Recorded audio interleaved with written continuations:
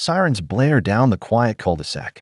Cops leapt from their vehicles, hands on their weapons, aimed at me and my dog. And right in front of them, the woman who called them was screaming, "That dog is a killer. Arrest them both." But the moment the officers saw the badge on Thor's collar, everything changed. The silence of the morning shattered under the shriek of sirens. 3 squad cars stormed into our neighborhood like a SWAT raid, tires squealing as they skidded to a stop in front of my house. Doors slammed. Officers poured out with tense eyes and tight grips on their holstered weapons. My hands went up instinctively. Right beside me sat Thor, my German shepherd. Calm, unmoving, trained, still wearing the same military-grade collar he'd been issued overseas. But to the cops, we looked like a threat. And the reason? Karen. She was standing on her front lawn, wrapped in a white robe like she'd stormed out a movie scene. One hand pointed furiously at me. The other held her cell phone like it was a smoking gun.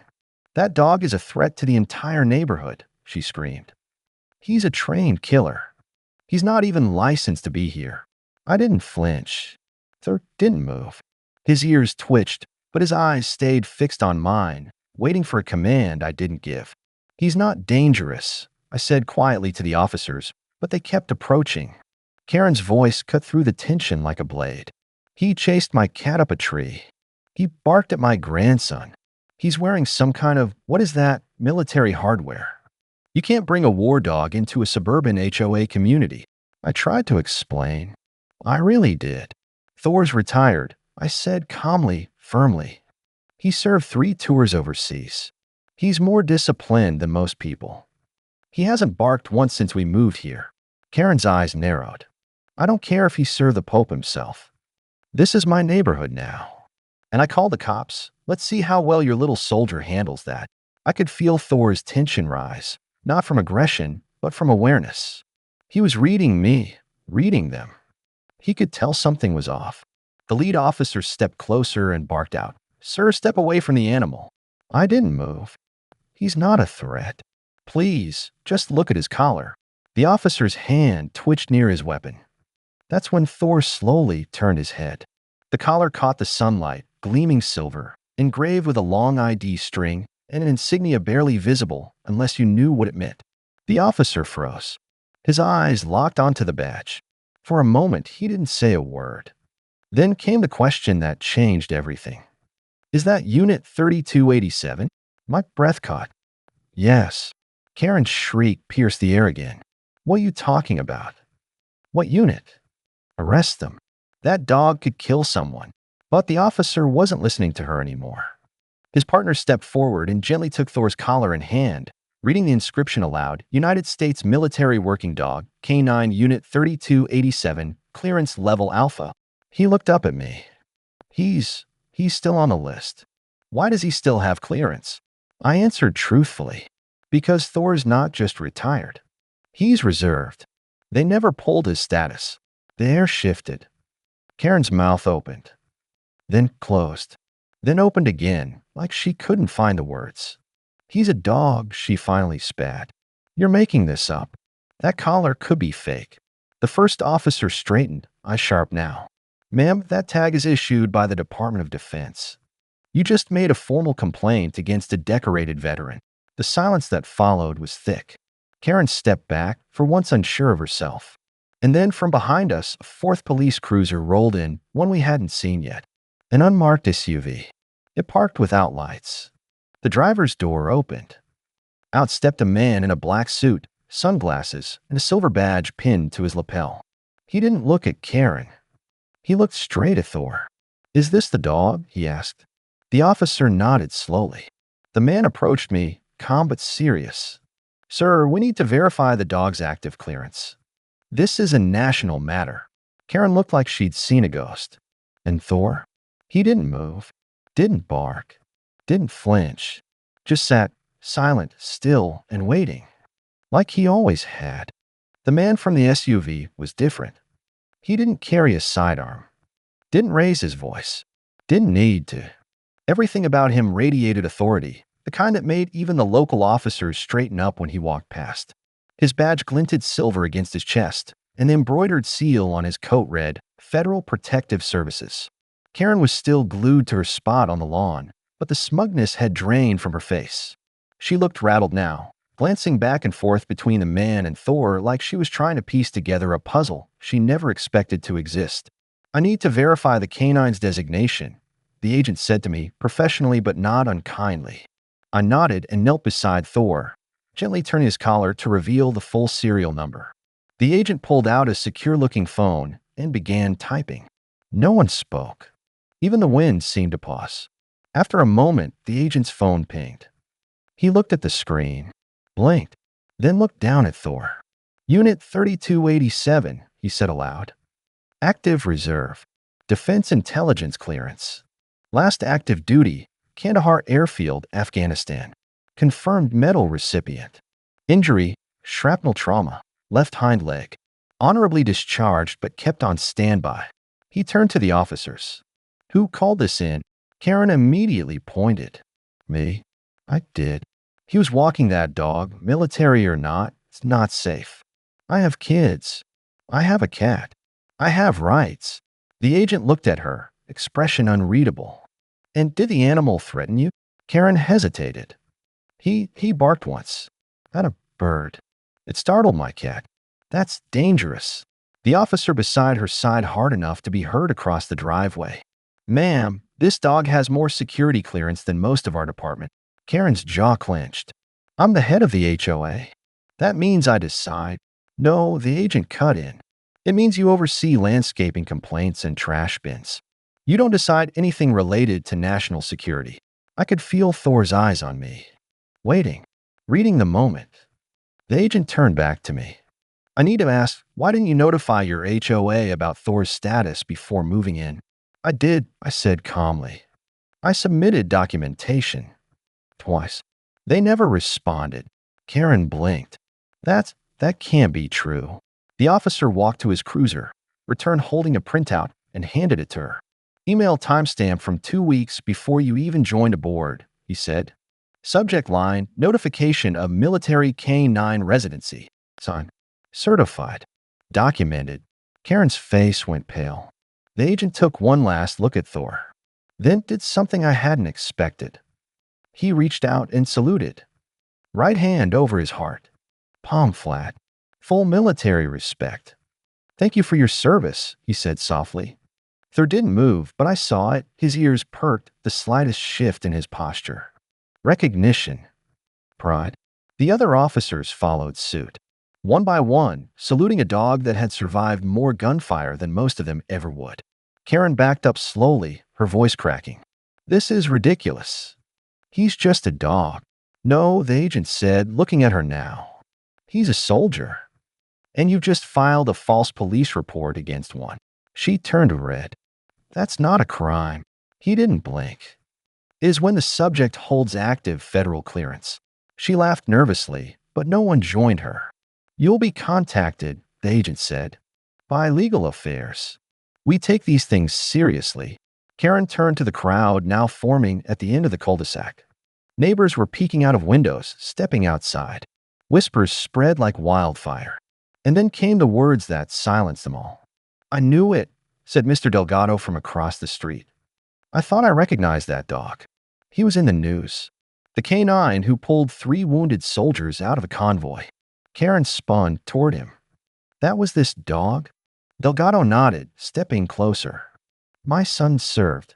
He showed me a picture once. That same badge. Same dog. Saved lives." She opened her mouth, but no words came out. Thor just sat, chest out, ears high, silent and proud as the wind returned to the trees. I knelt next to him and scratched behind his ear. "You okay, buddy?" His tail thumped once against the ground. The agent looked at me again. "Would you be willing to show us his service record?" I nodded slowly.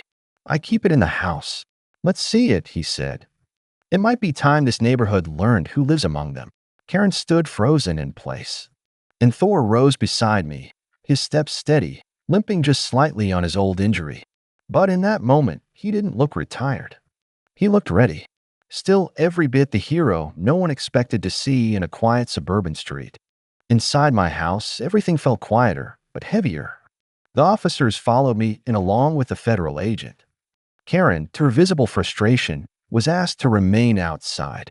She kept pacing near the curb, throwing glances toward the front door, arms crossed, clearly hoping someone would come out and apologize to her. No one would. I walked down the hallway and opened the drawer where I kept the black wooden box. It wasn't large, but it held everything that mattered. When I returned to the living room, the agent and the lead officer were waiting. I placed the box on the coffee table and opened it slowly. Silence settled over the room. Inside lay Thor's service medals, 3 rows of bronze, silver, and gold.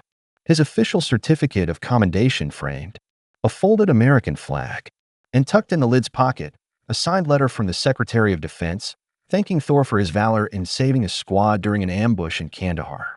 The agent leaned in, reading the citation aloud. For extraordinary courage under fire, locating and alerting to 3 concealed IEDs during a live combat patrol, and dragging a wounded Marine out of a hot zone under sniper fire. K9-3287, hereby commended and honored with full clearance and lifelong recognition. No one spoke. Not the officers. Not even the agent. But I watched them shift, breathe a little deeper, stand a little straighter, like something sacred had been placed in front of them. I picked up the framed photo tucked in the corner of the box. It was me and Thor, dusty and tired, standing next to the wreckage of our transport. His ears were still up, even after everything. Lol. Watchful. He got shrapnel in his leg 2 days later, I said softly. Still finished the mission. The agent cleared his throat, voice quiet. He should have been given a statue. He wouldn't want one, I said. Just a quiet place to walk and rest. Outside the window, I saw neighbors still gathering. A few were filming. Some were whispering. But none of them were looking at Karen anymore. They were looking at Thor. The lead officer broke the silence. I think we owe your dog more than an apology. He doesn't hold grudges, I said. He just remembers what matters. The agent nodded, then stepped back. We've seen enough. We'll file a clearance verification report and make sure this doesn't happen again. But just as he turned toward the door, his phone buzzed. He read the message and frowned. Then he looked up at me. Sir, there's something else. I just received a ping from our system. Thor's reserve status hasn't been flagged for retirement. He's still listed as standby active for emergency federal deployment. What does that mean? One of the officers asked. It means, the agent replied, if something happens, natural disaster, missing persons case, national emergency, he's still eligible for rapid call-up. And that includes urban search and rescue. I looked down at Thor, who was sitting beside the box, tail slowly wagging. He hasn't deployed in years. Doesn't matter, the agent said. They've never cleared his access. He's technically still part of the National K-9 Reserve. And your HOA complaint just triggered a federal cross-check. Karen, now closer to the porch, overheard it. She stepped forward, trying to force herself through the open door. That's insane, she cried. That can't be right. You can't have a war dog with federal clearance just living in a neighborhood. That's a violation of something. The agent blocked her path. Ma'am, please return to the sidewalk. This is an active federal security review. Karen shrieked. I will sue everyone in this room. I have connections with the city council. This whole thing is a lie. The officer stepped forward now, his patience visibly gone. You made a false emergency report. You disrupted a federal assets piece. And you may have compromised confidential personnel data by filming everything. Karen's voice dropped into a whisper. This is harassment.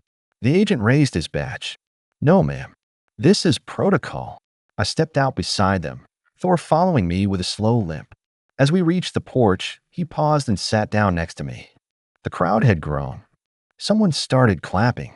Just one at first. Then another. Then more. It spread through the cul-de-sac until dozens of neighbors stood applauding, not for me, but for him. Karen looked around, panicked. You're all crazy. He's just a dog. The applause didn't stop. Thor didn't react. He didn't need to. I knelt beside him, pulled his favorite rubber ball from my pocket, and placed it in his mouth. His tail wagged harder. Then, from behind us, the agent spoke again. There's one more thing, he said. We have an opening in our emergency K-9 command unit. Strictly voluntary. If Thor is still up for it, we like him back on the call list. My chest tightened. I looked down at my old partner. He looked back at me.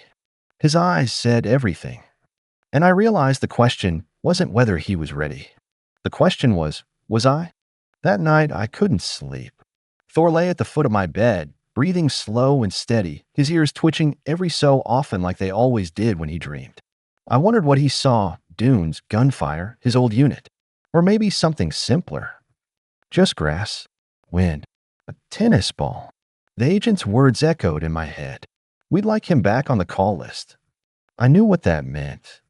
It wouldn't be full deployments anymore. He was too old for that. But local operations, search and rescue, disaster zones. It wasn't just a title. It meant being ready again. It meant putting the uniform, his vest, back on. And it meant risking the one thing I'd fought so hard to protect, his peace. At 2:17 a.m., I sat on the porch in silence. The air was cool. Stars barely visible behind suburban lights. Thor padded out beside me, limping a little, then resting his head on my knee. "You want to go back?" I whispered. He didn't move. I took that as a yes. The next morning, I called the agent. He picked up after one ring. "This is Agent Brooks." "It's us," I said. "He's willing. But on one condition. I'm listening. He doesn't go into hot zones. No explosives. No riots. Just search and rescue. Kids. Lost hikers. Emergency work." Brooks didn't hesitate. "Agreed. He'll serve only in humanitarian capacity. We already pulled his old vest and reclassified him. His badge ID stays the same. Just updated to reflect emergency deployment status." "Good. And one more thing," Brooks added. "He won't be alone." The next day, a van rolled up. Out stepped a woman in uniform, early 30s, sharp eyes, gentle voice. She knelt immediately, held her hand low for Thor to sniff. "This is Captain Eliza Ward," Brooks introduced. "She's our new field liaison for reserve K-9 units. She'll handle all deployment briefings and accompany Thor any time he's needed." Thor sniffed her fingers, then licked her hand once. That was all the approval she needed. "He's solid," she said, smiling. "And still sharp." Karen, of course, was watching from her front window. She hadn't come outside in days. The moment she saw the uniformed agent again, she ducked behind the curtain.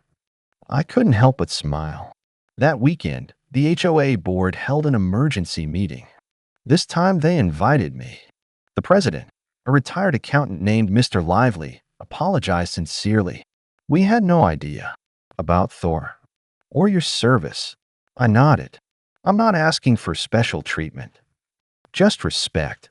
We're rewriting the HOA pet policy," he said, "and instituting a formal veteran acknowledgement clause.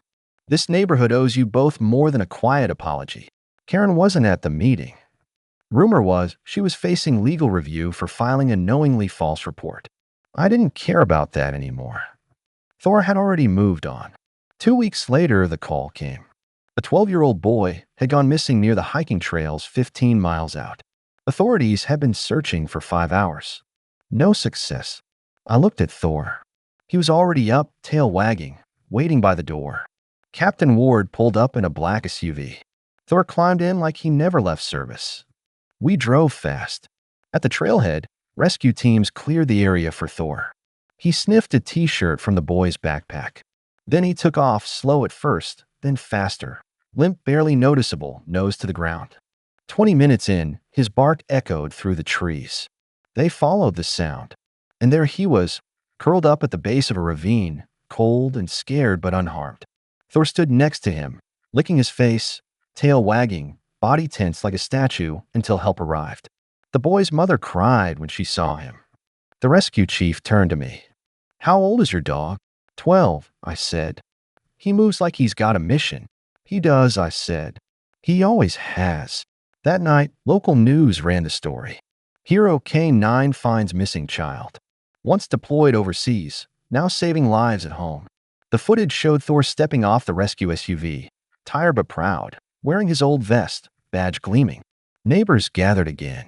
This time, not in curiosity, but in celebration. Kids made signs. One read, "Thank you, Thor." Another, "You're my hero." Even Mr. Delgado brought his grill out and made burgers for the block.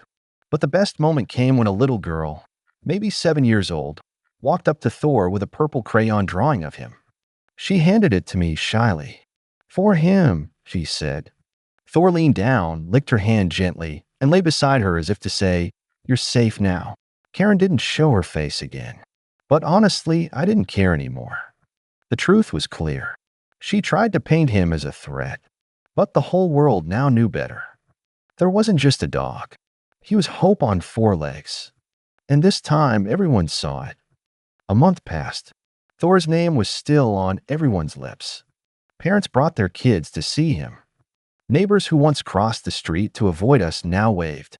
The HOA even installed a bronze plaque at the park entrance. It read, "In honor of Canine Thor, protector, partner, hero." I didn't ask for any of it. Neither did he. He just kept doing what he always had, walking beside me, calm and steady, with eyes that held memories too heavy for most hearts. One Sunday morning, as we walked past the local elementary school, a boy ran up and hugged Thor around the neck. His mother rushed over, apologizing, but Thor simply nuzzled the kid gently. "It's okay," I said. "He's used to missions with hugs at the end." The woman gasped. "You're him. The dog from the news, the rescue one." I nodded. "My son still sleeps with a photo of him," she whispered. "After the tornado last year, he was terrified of storms. But when he saw Thor on TV, he said, 'If that dog isn't scared, I won't be either.'" I didn't know what to say. I just knelt down and scratched behind Thor's ears. He leaned into my hand like always. Then one evening, a dark SUV pulled up in front of our house again. Captain Ward stepped out. She didn't smile this time. "There's been a mudslide," she said quietly. "North Valley. 6 people unaccounted for. 2 children. They're asking for Thor." He stood by the porch steps already, listening, waiting. I hesitated. He was older now, slower. His limp had returned after the last search. Part of me wanted to say no, to protect what time we had left. But he stepped forward before I could answer. He wanted to go. We drove for hours. By the time we reached the site, the sky was bruised with clouds and the air thick with tension. Emergency crews buzzed around tents and radio towers. Thor stayed focused. He was given a scent cloth, and once again, he locked in. The terrain was brutal, wet, unstable. Crews begged us to stay out, but Captain Ward overruled them. "He's done worse and worse," she said. Thor moved deliberately, each paw placed with care. He stopped twice, barking. Rescuers dug. One man, then a woman, both alive. But then, near the ridge, Thor suddenly froze. His body stiffened. He let out one deep bark. The crew rushed in. A child, barely 5, was pulled from beneath the collapsed porch, alive but unconscious. As they carried her away, I turned back to Thor. He was standing still. Then he sank gently to the ground. I sprinted to him, heart pounding. "Thor, hey buddy, stay with me." His breathing was shallow. Captain Ward dropped beside us, radioing for a vet team. But I knew. He looked up at me. Eyes soft, calm. I held his head in my hands. "You did it," I whispered. "You brought her home." His tail thumped once against the mud. Then it stopped. Thor was gone. They let us ride back in silence. I carried him myself. He came home with a flag over his body. The funeral was held 2 days later. Not just neighbors, officers, veterans, rescue workers, even kids. Karen didn't attend, but her house had a hand-painted sign taped to the door. We were wrong. He was everything. I stood by his casket, holding his leash one last time. Captain Ward stepped forward with a box. Inside was a new medal, the highest civilian canine award in the nation. "He's been posthumously awarded full honors," she said. "His name will be engraved in the National Canine Memorial Wall." I didn't speak. I couldn't. Then a sound broke through the quiet. Bark. Everyone turned. From behind the stage, a young German shepherd pup bounded out, wearing a small vest stitched with Thor's badge number. "He's from Thor's last litter," Ward said softly. "Trained from birth. They said you should have him." I dropped to one knee. The pup trotted over and licked my face. He wasn't Thor. But when I looked into his eyes, I saw something familiar. Loyalty, courage, that quiet fire that never needed words. The pup sat beside me, waiting. Captain Ward whispered, "What will you name him?" I looked toward the sky. "Valor," I said. And just like that, the next chapter began. Because heroes never really leave us. They just pass the leash forward.